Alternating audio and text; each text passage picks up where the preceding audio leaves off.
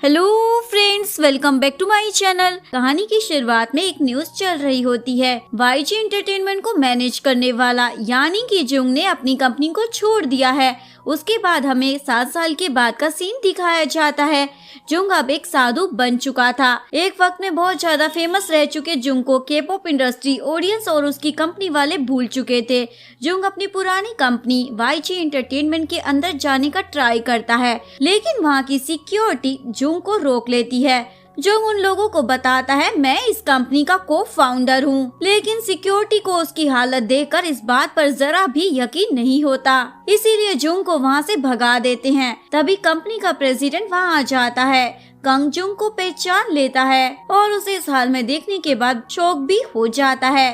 Kang Jung को अपने cabin में ले आता है और उससे सालों के बाद वापस आने का रीजन पूछता है। जुंग बोलता है उसे एक नया आइडल ग्रुप बनाना है। उसके लिए कंग जुंग को ट्रेनिस की फोटोज दिखाने लग जाता है। जुंग सबसे पहले योनबी नाम के लड़के को चूज करता है। कंग बोलता है योनबी को तो ढंग से डांस आता ही नहीं है, वो तो गा भी नहीं पाता, बस टाइम टाइम पर सोशल साइट पर अपना स्टेटस और फोटोज लगाता रहता है। जुंग बोलता है मुझे ऐसा ही बंदा चाहिए। उसके बाद जुंग सोहा को चूज करता है। कंग बोलता है सोहा सिंगिंग में अच्छी है, पर वो गाना गाते टाइम स्टेज फियर की वजह से भाग जाती है। जुंग बोलता है तब तो ये मेरे लिए बेस्ट है। उसके बाद जुंग हीसो नाम की लड़की को चूज करता है। हीसो की प्रॉब्लम ये थी कि उसे बहुत जल्दी गुस्सा आ जाता था। जंग आखिरी लड़की ली को चूज करता है। ली की प्रॉब्लम ये थी, उसने आइडल ज्वाइन अपने भाई के साथ किया था, पर जब उसका भाई आर्मी में चला गया था तब उसका कॉन्फिडेंस भी गायब हो गया था। अब ली हाई नोट में गा नहीं पाती थी। इतने फालतू लोगों के साथ जुंग एक आइडल ग्रुप बनाना चाहता था। ये सुनने के बाद कंग तो शौक में ही आ जाता है, पर जुंग का काम ऐसे ही ट्रेनी को उठा के एक परफेक्ट आइडल ग्रुप बनाना है। कंग जुंग से 7 साल पहले अचानक से ये एंटरटेनमेंट को छोड़ने का रीजन पूछता है। जुंग ये बात सुनकर थोड़ा घबरा जाता है और फिर इस बात को ऐसे तैसे कर टाल देता है। नया आइडल ग्रुप बनाने से पहले कंग जुंग से एक डील करता है। अगर जुंग इस आइडल ग्रुप को बनाने के बाद चार्ट में नंबर 1 पे उनके सॉन्ग को नहीं ला पाया तो जुंग को अपनी इस कंपनी में जितने भी शेयर हैं उसे उसको हाफ प्राइस में सेल करना होगा और साथ में जुंग को कंपनी भी छोड़नी पड़ेगी। जुंग इस बात के लिए मान जाता है। अब जुंग के लिए चैलेंज ये था, उसे किसी भी कीमत पर इन ट्रेनिस को लेके एक आइडल ग्रुप बनाना था। ली, हीसो, सोहा और योनबी को अलग से बुलाया जाता है। ये लोग इस बात से डर रहे थे कहीं कंपनी इनके वर्स्ट परफॉर्मेंस की वजह से इनको निकाल ही ना दे। जुंग अच्छे से रेडी होकर वहाँ आ जाता है। जुंग चारों को अपना आइडिया बताता है, लेकिन इन लोगों को तो यकीन ही नहीं हो रहा था क्योंकि इनमें आइडल बनने वाला कॉन्फिडेंस तो था ही नहीं। इन सब की ट्रेनिंग के लिए जुंग सबको एक नई जगह पर शिफ्ट करता है। ये घर येजी एंटरटेनमेंट का था। कंग अपने ऑफिस में जुंग का काम बिगाड़ने का प्लान बनाने लग जाता है। घर बहुत ज्यादा खराब सिचुएशन में था। योनबी और ली मार्केट में शॉपिंग के लिए चले जाते हैं। बाकी 2 घर में साफ सफाई करने लग जाते हैं। काम खत्म होने के बाद शाम को सब लोग साथ में डिनर करते हैं। डिनर के टाइम सब लोग अपने फियर के बारे में डिस्कस करते हैं। जंग सबको भरोसा दिलाता है वो इनके फियर से इनको दूर कर देगा। नेक्स्ट डे सोहा के स्टेज फियर को कम करने के लिए जुंग के साथ योनबी, ली और हीसो भी लग जाते हैं। सोहा का स्टेज फियर कम करने के लिए उसे हर वक्त टीम चेयर अप करने लग जाती है। उसे प्याज काटने वक्त से लेकर शॉपिंग तक हर जगह उसकी टीम उसका हौसला बढ़ाने लग जाती है। अब धीरे धीरे कर सोहा का स्टेज फियर जा चुका था। डेमो परफॉर्मेंस के लिए जुंग सोहा के लिए कुछ ओल्ड एज होम वाले लोगों को ऑडियंस बनाकर ले आता है। इस बार सोहा बहुत कॉन्फिडेंस के साथ गाना गा लेती है। ये सुनने के बाद सब लोग बहुत हैप्पी हो जाते हैं।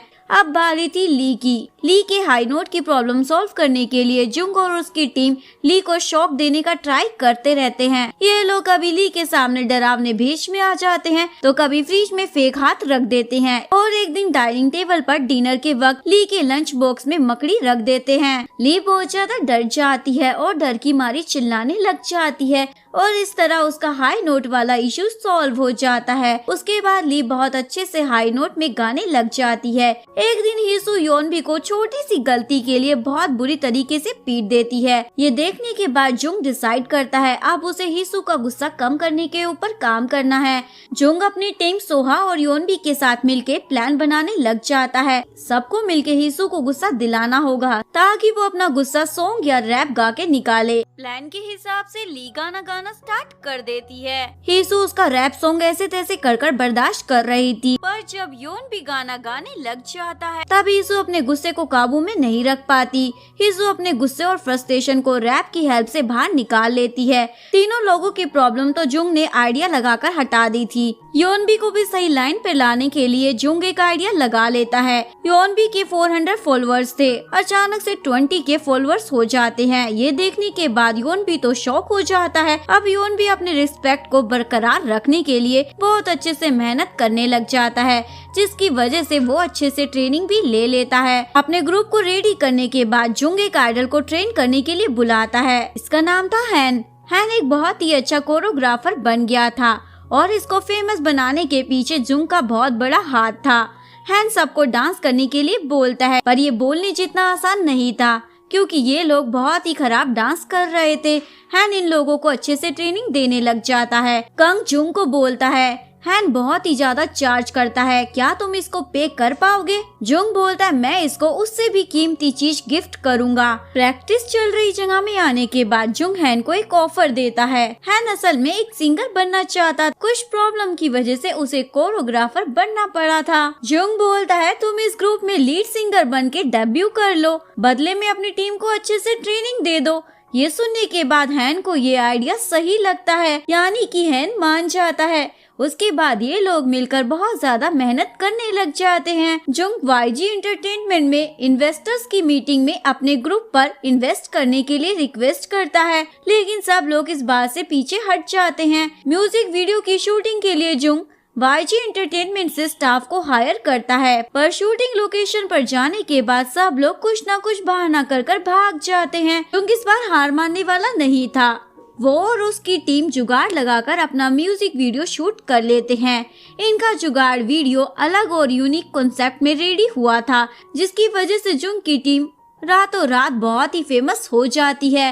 जुंग अपनी टीम को ट्रेनिंग देने के लिए एक स्ट्रिक्ट ट्रेनर को हायर कर लेता है।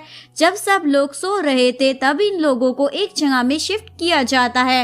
वहाँ पर इनको बहुत मेहनत करवाई जाती है। जंग की टीम अब म्यूजिक चार्ट में परफॉर्म करने के लिए रेडी हो रही थी। जंग बहुत ज्यादा खुश था। जंग को प्रैक्टिस करवाते वक्त एक रिपोर्टर का कॉल आता है।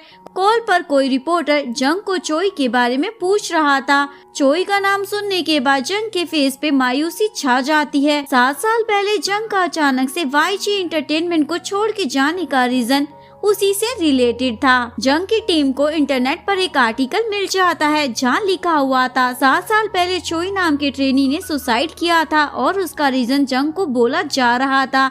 ये देखने के बाद सब लोग शॉक हो जाते हैं। जंग वाईजी एंटरटेनमेंट में आता है क्योंकि उसे पता था उसके बारे में ऐसे आर्टिकल छापने वाला कोई और नहीं, कंग है। जंग कंग के सामने एक कंडीशन रखता है, उसके बिना अगर कंग जंग की टीम को डेब्यू करवा पाता है तो वो अपने सारे शेयर हाफ प्राइस में कंग को बेच देगा और सबसे कांटेक्ट खत्म कर उन सबसे दूर एक जगह चला जाता है। वहाँ पर वो चोई को याद कर रहा था। 7 साल पहले जंग एक स्ट्रिक्ट ट्रेनर था। इसी दौरान चोई नाम के ट्रेनी को उसने बहुत जज किया था। चोई ने परेशान होकर सुसाइड कर लिया था। उसके बाद जंग को अपनी गलती का एहसास हो गया था और तब से उसने लोगों को जज करना छोड़ दिया था। जंग का वाईजी एंटरटेनमेंट छोड़ने का रीजन भी वही था। हैन जंग की टीम को आके सारी सच्चाई बता देता है। जंग की टीम को जंग बेकसूर लग रहा था। तभी उन लोगों को कंग का कॉल आता है। वाईजी एंटरटेनमेंट में जाने के बाद पता चलता है कंग सोहा को लेके डेब्यू करवाना चाहता था, पर सोहा इस बात के लिए मना कर देती है। मैं अपने दोस्तों को धोखा नहीं देना चाहती। सोहा और बाकी लोग चोई के डैड जहाँ काम करते थे वहाँ पहुँचते हैं। वहाँ जाने के बाद उनको चोई के डैड से पता चलता है जंग ने अपनी कंपनी को स्टार्ट इसलिए किया था ताकि वो फाइनेंशियली प्रॉब्लम में पड़े हुए न्यू कमर्स की हेल्प कर सके। सोहा और सब लोग मिलकर जंग की इमेज को मीडिया के सामने क्लियर करते हैं। सब सही होने के बाद जंग वापिस आ जाता है। जंग फिर से इन लोगों का डेब्यू कराने वाला था। नेक्स्ट डे म्यूजिक चार्ट में सोहा के ग्रुप का डेब्यू था। ब्लैकपिंक की जीसू होस्ट कर रही थी। सोहा की टीम का अच्छे से डेब्यू हो जाता है और इनका नाम पार्ट टाइम आइडल रख दिया जाता है। अब ये लोग एक सक्सेसफुल आइडल बन गए थे। कहानी के अंत में जंग को दिखाया जाता है जो फिर से एक नई आइडल ग्रुप को बनाने का प्लान कर रहा था और यहीं पर इस कहानी का डी एंड हो जाता है। अगर आपको वीडियो अच्छी लगी हो तो प्लीज वीडियो को लाइक करें, चैनल को सब्सक्राइब करें, न्यू अपडेट्स के लिए बेल आइकन का बटन प्रेस करें। मिलते हैं नेक्स्ट वीडियो के साथ, तब तक के लिए सारंगे, बाय बाय।